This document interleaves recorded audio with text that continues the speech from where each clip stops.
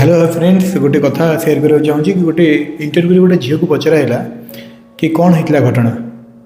तो झीलटी कहले कि आम 1 year एवर रिलेसन थिलु 1-2 year हो तो भितर हठात गोटे एमती किसी मोड़ आसला से पुओटी हठात आम घर को आसला कहला मुझे भल पाए तुम ताको पचारि पार मुझे सांगर नहीं जी।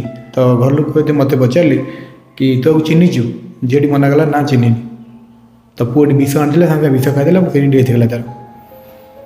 तापर इंटरव्यू जो पचारा झीलटी कि एक्चुअली तुम तो भल पाऊल झीलटी मना करता ना मुझे भल पाऊन।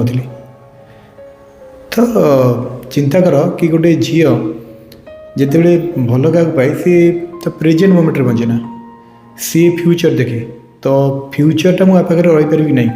तो फ्यूचर मो सेफ कि ना फ्यूचर मुझे एका पड़जी तो किंतु गोटे पुओ से फ्यूचर देखे ना सी कहे मुझे मोमेंट रे भल बचा चाहिए फ्यूचर जहाँ देखा।